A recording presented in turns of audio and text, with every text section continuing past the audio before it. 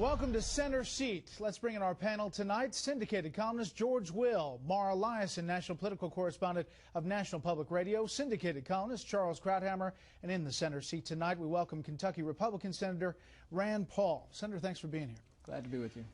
A lot of people asking, what do you think happens with Obamacare and where this all ends up, the end game here, as we see all of the pieces of this moving forward?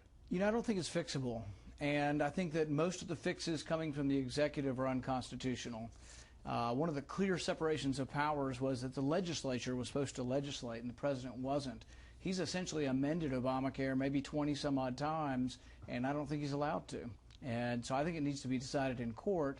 But I think his fix, saying, oh, you can still sell these insurance policies, well, they've quit selling these insurance policies. They're not going to all of a sudden call you up and say, oh, yeah, we can give you the cheaper policy, when they know President Obama is actually forcing them into the more expensive policy within a year. But do you think that the administration, the president, will somehow back down, realizing that the thing's not coming together, or do you think that it's going to take an effort some other way?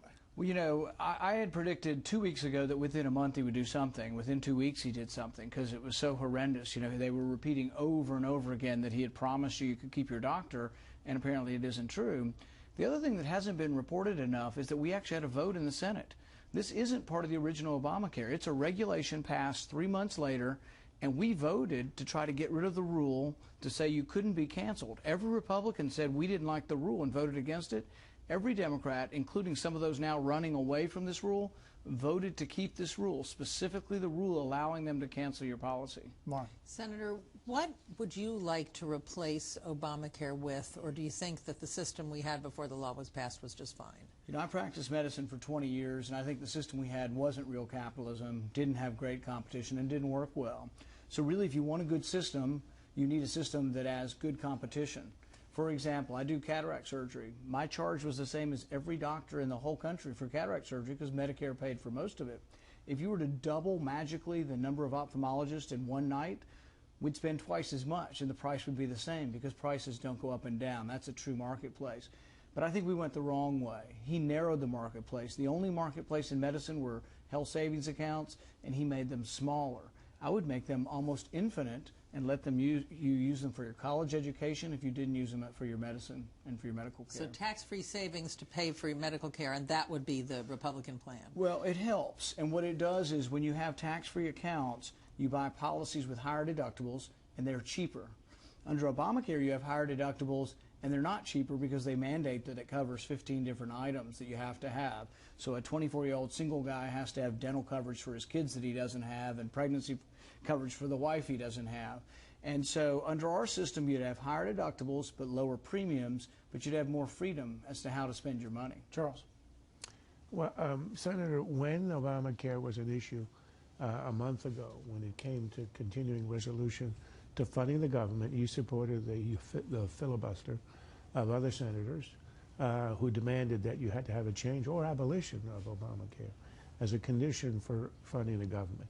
In retrospect, you think that was a good strategy, but even more important, looking ahead, the deadlines are coming up, the continuing resolution is going to run out, we're going to hit the debt ceiling soon.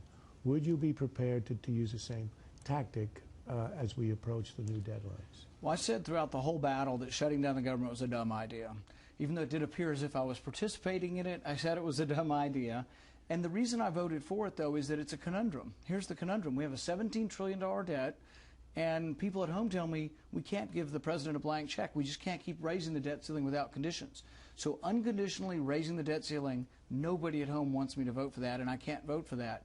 But the conundrum is if I don't, we do approach these deadlines. So there is an impasse. In 2011, though, we had this impasse, and the president did negotiate. We got the sequester.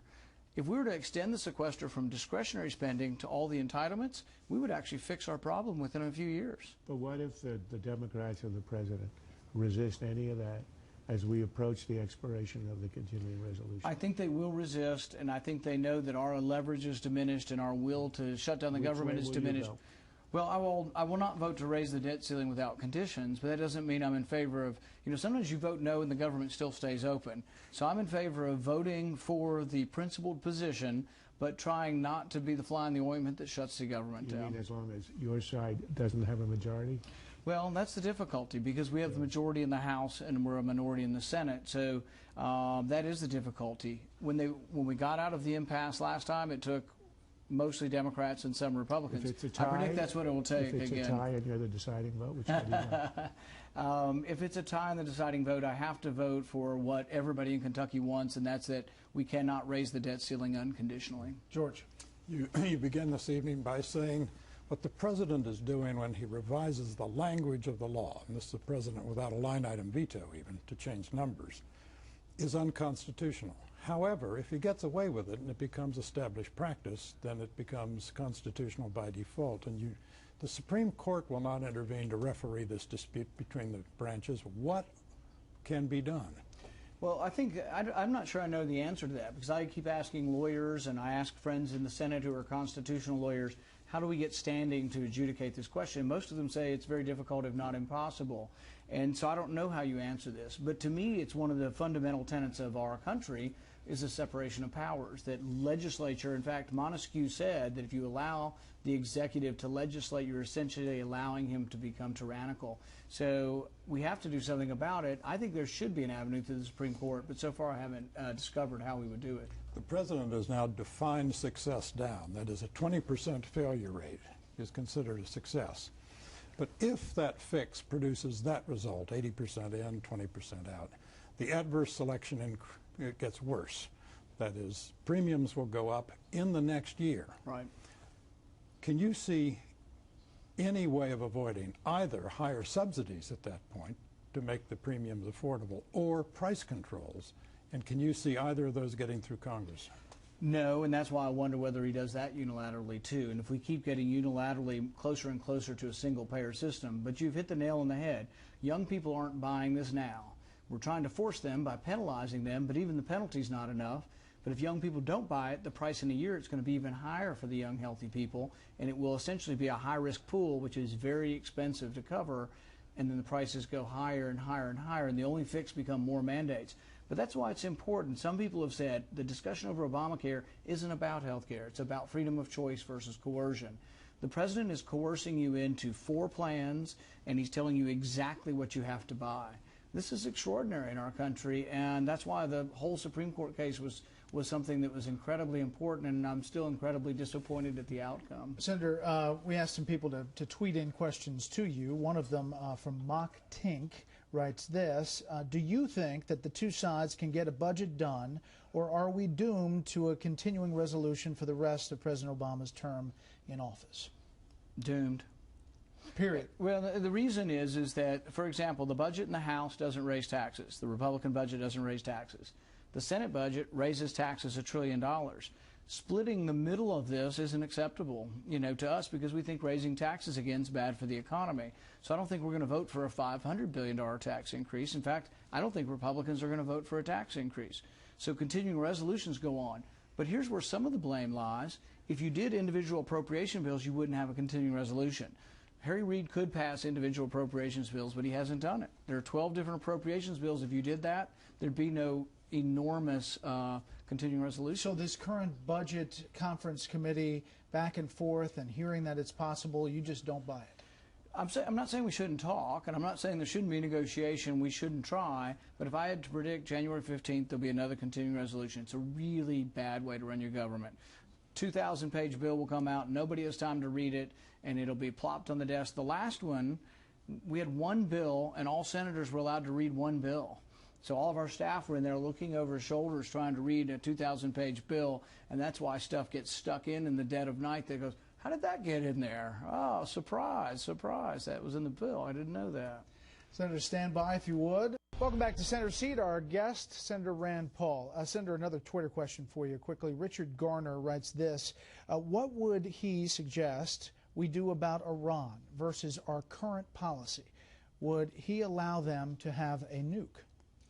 No, and I've voted repeatedly for sanctions, and I would like to bring them to the negotiating table, and it appears as if the sanctions are working. So would you do anything to the negotiating table. Would you do anything different than this administration is doing? You know, I guess it's unclear what we're doing at this point because I'm not privy to exactly what is going on with the negotiations. But I think it's a good sign that we are in negotiations and that Iran, I think, is feeling the sanctions, and I think that's why they've come to the negotiating But this table. administration, it seems, is trying to dial back on the sanctions in order to go to this next step. Are you in favor of that? I think that if you go to negotiations, there will be carrot and stick, and I'm not sure what I know what the stick is, but I'm not sure what the carrot is and what the exchange will be. But I think if you want to negotiate and you want to have diplomacy, there is some kind of exchange.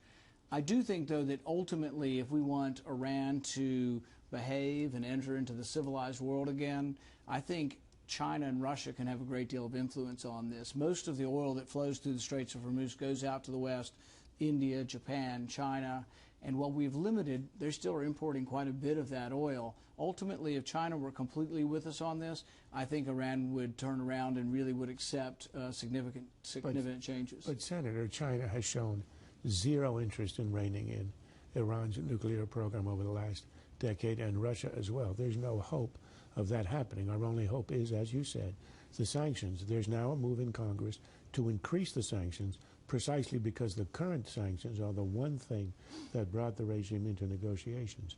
Do you support or do you oppose the move in Congress right now to increase the sanctions? I haven't seen what the sanctions are yet, but what I would say is that I am a little bit concerned about having new sanctions in the middle of negotiations, whether that leads to more negotiation or less negotiation. And I think there's at least a reasonable argument that adding new sanctions, and I've supported every one of the sanctions so far, but adding new sanctions in the middle of the negotiation, whether that's a good idea or not, or whether that scares them away from the table, my goal is this: I want the outcome to hopefully be one that's not war. I think we've had quite a bit of war in the last decade.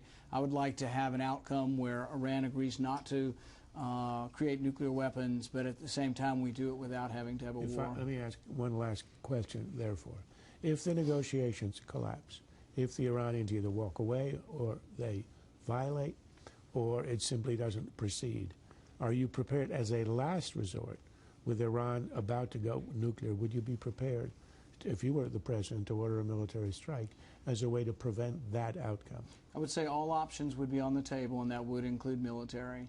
I would also be prepared to vote for more sanctions if we go away from negotiations and the negotiations fail. I think in the midst of negotiations, it's a mistake, though. George. Let me ask Charles' question in just a different way. The president has been very specific, saying, my policy is not containment of a nuclear Iran. Would President Paul have the same policy, that you would act to make it impossible for them to have nuclear weapons? Right. What I've said with regard to containment is that it shouldn't be our policy at this point in time in trying to prevent them from having nuclear weapons. The one reason I haven't liked to use the word never with regards to containment is that if you said that with regard to China or Pakistan or North Korea, we would now be at war with those countries because all of a sudden one day they had nuclear weapons. So I don't think it should be our policy to say, oh, you can have nuclear weapons and we'll contain you. That shouldn't be our policy. But I don't think we should also say the extension of that we will never have containment as a policy. Containment actually for 70 years was a great policy with regard to the Soviet Union. Well, suppose the Israelis came to you and said the progress is too fast. They're too close now. We must strike. Will you help us? What would you say? You know, I think that's a tough situation. I think with regard to Israel deciding it's in their best interest, I don't think it's ever our obligation to criticize them for defending their country. So if they decided to act unilaterally, I don't think it's our place to be criticizing them. What if they said we can't do it? That's another question, and I think it has to be probably decided by what the facts on the ground are at that point and how close they are. So really, decisions like that, I think, are sometimes dependent on facts you may not have, you know, even within the Senate or amongst us, we may not have the facts. Mara, 2016 question. 2016, you would have the facts if you were commander-in-chief. Right. So let me ask you a question about that. Voters are completely disgusted with Washington. Every player here gets abysmally, historically low ratings, from the president to the leadership in Congress. Why wouldn't voters want an outsider in 2016? A Republican governor, maybe a conservative governor of a blue state. I think no names here. I think they want someone outside of you know, what's been going on. So, for example, someone like myself who's been promoting term limits, someone who says we shouldn't have decade after decade longevity up here. And I think I'm enough new here to still be perceived as an outsider, should that be the choice at some time in 2016. But I don't know that a governor is necessarily an outsider. A governor can be an insider as much as anybody else. I think you want somebody who maybe hasn't spent their whole life in politics. People have had another career. And when young people come up to me and ask about getting involved in politics, that's my number one advice. Go get a real job, do something, have a real career before you get involved in politics. Like being an eye doctor, for example. Is Chris Christie a conservative? It depends on how you define that. If you have a very loose definition, probably. If you look at a lot of issues, like on whether or not we should accept Obamacare, bring it to our state, expand Medicaid, those would be, I think, at best moderate positions. But everybody has to make that judge. But I think we have room for moderates in our party.